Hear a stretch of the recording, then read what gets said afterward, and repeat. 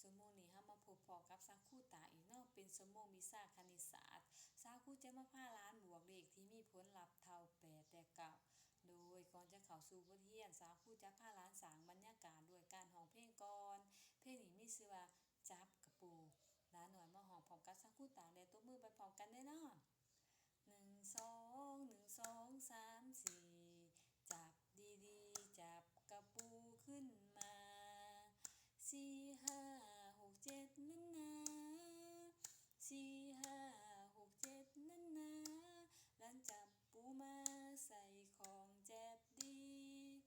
7 8 9 10กระปูพะโลนี่โป้มือล้านแสนเจ็บทรมานห้องค้างโอ้ยโอ้ยโดยสมเสด็จน้ำผักหลานสมงกรล้านก็ได้บวกเลขน้ำสาคูสายใจเนาะที่ว่ามีผลลัพธ์เท่า6และ7โดยสมุนีสาคูตาบจะมาพาล้านบวกเลขที่มีผลลัพธ์เท่า8และ9เนาะเฮามาสังเกตเบิ่งเลขน้ำสาคูต่างเนาะการบวกเลขที่มีผลลัพธ์เท่า8นี่แม่นผลลัพธ์ที่ว่าออกมาเท่า8เนาะเฮาเอา5บวกให้3เท่ากับ8เฮามาสังเกตนำกันได้เนาะเอา5นิ้วขึ้นมาเนาะ5นิ้วขึ้นมานับเนาะพวกหลานเนาะ1 2 3 4 5มีอยู่5นิ้วเนาะเท่ากับเลข5เนาะเลข5เฮาที่ว่าเฮาตั้งบวกใส่กับเลข3เนาะมี5แล้วเอา3นิ้วขึ้นมาบวกรวมกันเนาะพวกหลานเนาะ5 6 7 8แสดงว่าเบิ่งนี้มี3นิ้วเบิ่งนี้มี5เนาะเอามารวมกันเป็น8 5บวก3เท่ากับ8ผลลัพธ์แม่น8โดย5บวก3เท่า8เฮามาเบิ่งข้อต่อไปเนาะ6บวก2เท่า8 6บวก2เท่า8ผลลัพธ์ออกมาเท่ากับ8เนาะเอา6ไว้อยู่ในใจเนาะพวกหลานเนาะ6ไว้อยู่ในใจเพราะว่ามือของเฮานี่มีเพียงแต่5นิ้วเนาะเฮาก็เอา6อยู่ในใจเนาะและเอา2นิ้วขึ้นมาเอา2นิ้วขึ้นมานับเนาะ6 7 8 6แล้วเนาะ7 8 6บวก2เท่ากับ8 6อยู่ในใจเนาะเอา2นิ้วขึ้นมา6 7 8 6บวก2เท่ากับ8ผลลัพธ์ออกมาแม่น8ผลลัพธ์ออกมาแม่น8โดยเฮามาเบิ่งการบวกเลขที่มีผลลัพธ์เท่ากับ9เนาะ5บวก4เท่ากับ9 5บวก4เท่ากับ9เฮาเอา5นิ้วขึ้นมาคือเก่าเนาะแล้วเอามานับ1 2 3 4 5มีอยู่5เนาะเอามาบวกให้เลขได้จริงออก9พวกหลานฮู้อยู่บ่เอามาบวกให้เลข4เนาะมีอยู่5เฮาก็ต้องเอาขึ้นมาอีก4นิ้วเนาะเอามานับรวมเข้ากัน1 2 3 4 5มี5แล้วเนาะ6 7 8 9แสดงมาเบิ่งนี่เอาขึ้นมา4มารวมเข้ากันเป็น9เนาะ5บวก4เท่ากับ9ผลลัพธ์ออกมาแม่น9ผลลัพธ์ออกมาเป็น9เนาะเฮามาสังเกตเบิ่งต่อไปเนาะข้อต่อไป6บวก3เท่ากับ9ผลลัพธ์ออกมาเป็น9เนาะถ้าเฮาเอา6นิ้วขึ้นมาได้บ่เพราะว่ามือเฮามีแต่5นิ้วเนาะเฮาก็เอา6ไว้อยู่ในใจเนาะ6ไว้อยู่ในใจแล้วเอา3นิ้วขึ้นมานับเนาะ6 7 8 9 6อยู่ในใจเนาะ7 8 9เอา3นิ้วขึ้นมาเนาะพวกหลานเนาะเอามานับรวมเข้ากันเนาะเป็น9 6บวก3เท่ากับ9ผลลัพธ์แม่น9ผลลัพธ์แม่น9เนาะ6อยู่ในใจบวกให้3 6แล้วเนาะ7 8 9 6บวก3เท่ากับ9ผลลัพธ์แม่น9แม่นบ่พวกหลานว่าแม่นเนาะและเฮามาสังเกตเบิ่งข้อต่อไปเนาะที่ว่าผลลัพธ์ออกมาเท่ากับ9เนาะที่ว่าสาคูบ่ได้เขียนจำนวนที่ว่าผลออกมาเนาะสาคูจะมาพาล้านบวกเนาะบวกเลขที่มีผลลัพธ์เท่ากับ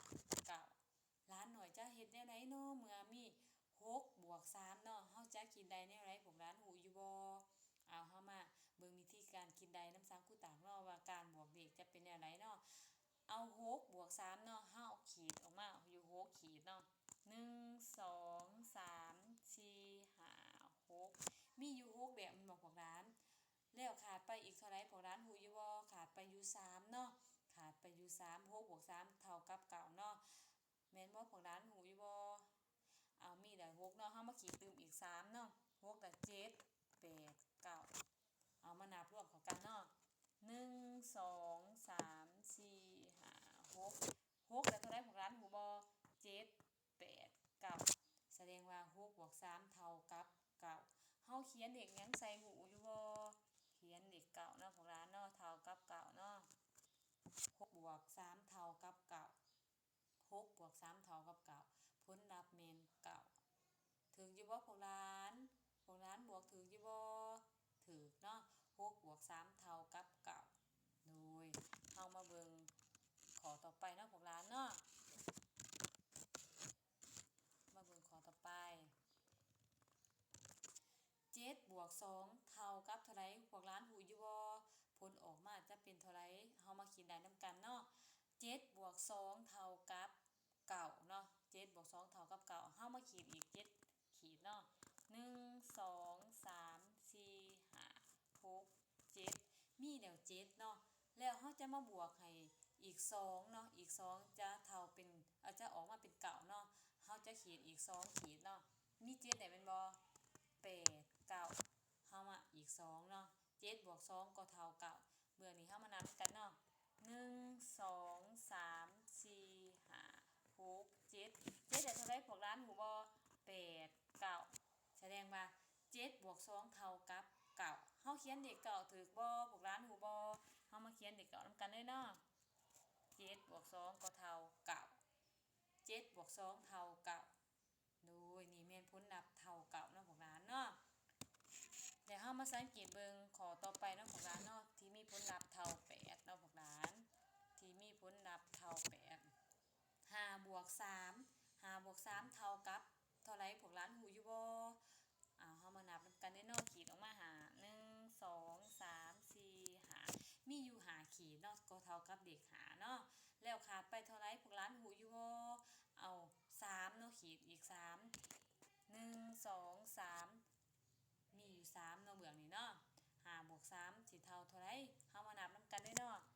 1 2 3 4 5แล้วเนาะ6 7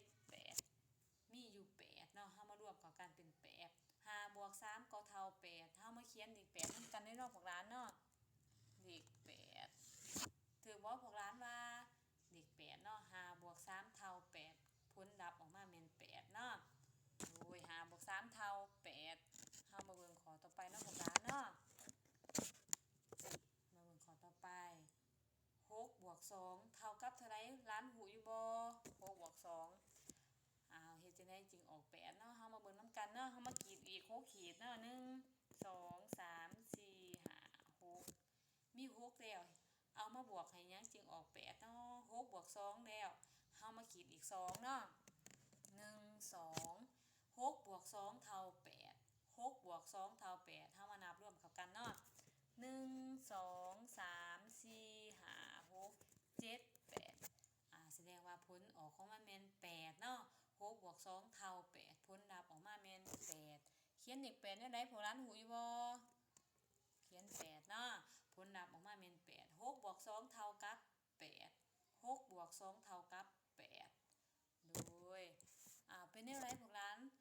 พ่อฮู้อยู่บ่ว่าการบวกเลขที่มีผลลัพธ์เท่า8และ9เนาะโดยเฮามาเบิ่งนำกันอีกเนาะแต่หนึ่งเนาะพวกหลาน5บวก3เนาะ5บวก3เท่า8 5บวก3เท่า8ผลลัพธ์เท่า8เนาะพวกหลาน6บวก2เท่า8 6บวก2ก็เท่า8ผลลัพธ์ออกมาเป็น8เนาะ5บวก4เท่า9 5บวก4เท่า9ผลลัพธ์ออกมาเป็น9เนาะ6บวก3เท่า9 6บวก3เท่า9ผลลัพธ์เป็น9เนาะโดยสมมุตินี่ซาวครูก็ได้พาหลานเรียนเกี่ยวกับวิชาคณิตศาสตร์เนาะการบวกเลขที่มีผลลัพธ์เท่า8และ9เนาะเวลาพวกหลานอยู่เฮือนให้พวกหลานแอบเขียนเนาะและแอบเอาตัวเลขที่มาบวกเข้ากันเนาะให้มีผลลัพธ์ออกมาเป็น8หรือว่าเป็น9เนาะโดยขอให้หลานหน่อยตั้งใจเรียนเด้อพวกหลานโดยสมมุตินี่ซักครูจะพาหลานเรียนสำเนียงก่อนเนาะเวลาหลานหน่อยอยู่เฮือนให้หลานตั้งใจเรียนเด้อตั้งใจเรียนหนังสือให้เก่งเนาะโดยและหลานส่งเป็นวิดีโอมาให้ สาวผู้ตากได้เบิ่งนำเนาะว่าหลานน้อยคนใดได้มีความตั้งใจในการทำเรียนในชั่วโมงนี้เนาะว่าการบวกเลขที่มีผลลัพธ์8และ9เนาะสาวผู้ตากขอชมเชยเด้อโดยชั่วโมงนี้สาวผู้จะพาหลานเรียนสำนี้ก่อนเนาะชั่วโมงหน้าเฮาคอยเจอกันใหม่